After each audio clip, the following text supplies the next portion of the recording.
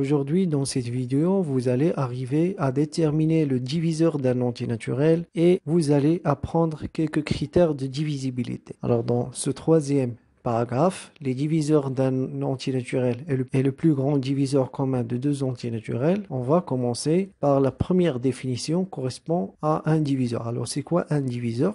Alors, nous avons ici deux entiers naturels.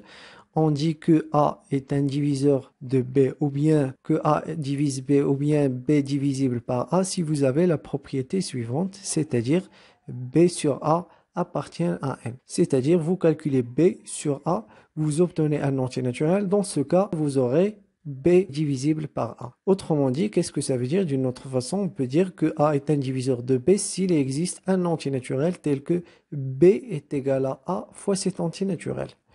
Alors, on écrit en général A slash B, c'est-à-dire A divise B. Et on note également, le div de A, c'est l'ensemble des diviseurs de A.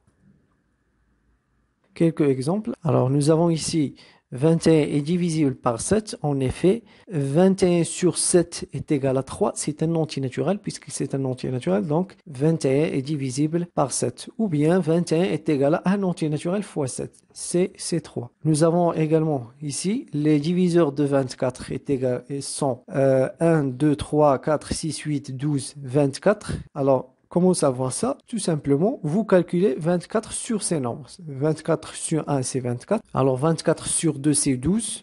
24 sur 3, c'est 8. C'est un entier naturel. 24 sur 4, c'est 6. C'est un entier naturel, etc. Et donc, voilà la liste des diviseurs de l'entier naturel 24.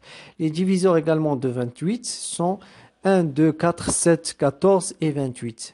Alors, on va écrire tout simplement div de 24. Voilà, cet ensemble est égal à l'ensemble des éléments ou bien les diviseurs de 24, également pour le div de 28. Vous avez quelques critères de divisibilité. Alors, vous avez déjà vu quelques critères. On va tout simplement faire un petit rappel sur certains critères. Alors, comment savoir si vous avez un entier naturel ou bien un nombre qui est divisible par 2? Tout simplement, qu'est-ce que vous faites? Vous voyez le premier chiffre, c'est-à-dire le chiffre d'unité.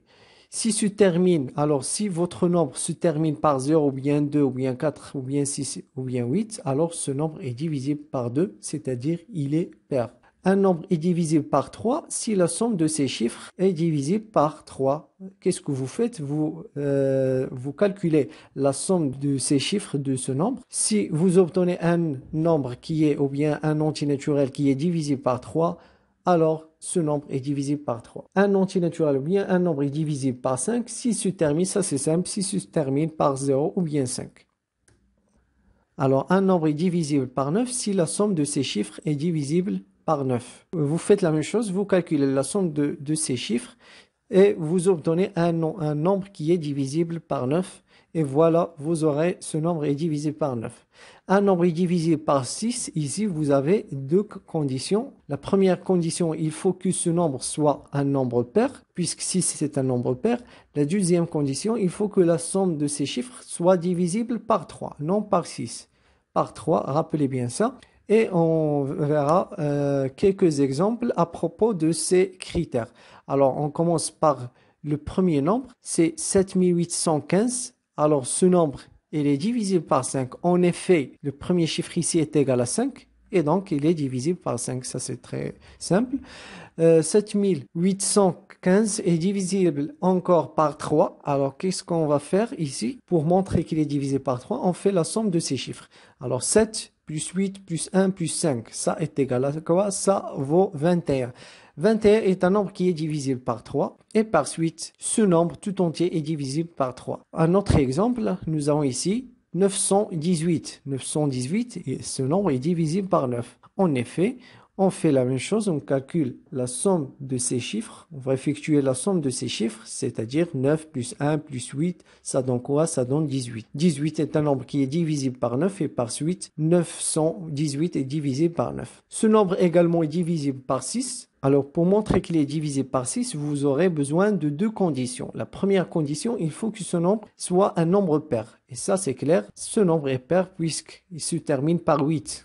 La deuxième condition, il faut que la somme de ces trois chiffres, le premier chiffre et le deuxième et le troisième, soit égale à un nombre qui est divisé par 3. Alors, on va calculer comme précédemment. On a trouvé que la somme de ces trois chiffres est égale à 18. 18 est un nombre qui est divisé par 3 et par suite, ce nombre, c'est-à-dire 918, est un nombre qui est divisible par 6. Quelques petites remarques. Alors ici, dans la première remarque, nous avons la formule suivante, c'est-à-dire n est égal à n fois 1. Ça, c'est toujours vrai. Alors, qu'est-ce qu'on peut conclure à partir de cette formule? On peut dire que n est un diviseur de n lui-même. Et on peut dire également que 1 est un diviseur de n. Alors, puisque cet entier n est un entier naturel quelconque, alors on peut conclure encore que chaque entier naturel est un diviseur de lui-même. On peut dire également que 1 est un diviseur de chaque entier naturel, c'est-à-dire que 1 est un diviseur de tous les entiers naturels. La deuxième condition également, nous avons une petite formule, c'est 0 est égal à 0 fois n, quel que soit n un entier naturel. Alors, on peut dire que n est un diviseur de 0. Attention, on ne peut pas dire que 0 est un diviseur de 0 lui-même. Par définition, nous avons vu que 0 ne peut pas être un diviseur. On ne peut pas dire que 0 est un diviseur d'un entier naturel. Alors, ici, vous avez 0 est égal à 0 fois n, donc on peut dire que n est un diviseur de 0, c'est-à-dire que tous les entiers naturels, ce sont des diviseurs de 0. Petite propriété, nous avons ici trois entiers naturels non nuls. Alors, si A divise B et B divise C, alors forcément A divise C. Vous avez également, si A divise B et A divise C, alors A divise la somme de B et C, c'est-à-dire B plus C. Et on aura une petite preuve de la deuxième propriété. Alors, on va démontrer que si vous avez un entier A qui divise B et qui divise C en même temps, alors cet entier A divise la somme de B et C. Alors, on va poser notre donnée et notre objectif. Alors, c'est quoi notre objectif? C'est de montrer que A divise la somme de B et C, c'est-à-dire A divise B plus C. Qu'est-ce que ça veut dire par définition que A divise B plus C? Ça veut dire que B plus C est égal à A fois un entier naturel. B plus C est égal à A fois un entier naturel. Alors, voilà nos données, c'est-à-dire A divise B et A divise C. Alors, qu'est-ce que ça veut dire par définition que A divise B? C'est-à-dire que B est égal à A fois un entier naturel K. On va appeler K. Et A divise C, c'est-à-dire encore par définition que C est égal à A fois un autre entier naturel qu'on va appeler K'. Qu'est-ce qu'on va faire maintenant? On va effectuer la somme de B et C. N'oubliez pas, notre objectif, c'est toujours de montrer que B plus C est égal à A fois un entier naturel. Alors, on va calculer B plus C. B plus C est égal à AK plus AK', factorisé tout simplement par le nombre A. Alors, B plus C est égal à A facteur de K plus K'. On va poser tout ça un entier naturel K. Qu'est-ce qu'on aura? On aura le grand K est égal à K plus K'. Et par suite, ça donne quoi? Ça donne B plus C est égal à A fois cet entier K. Et par conséquence, nous avons A divise B plus C, c'est la formule cherchée dès le départ, d'où le résultat.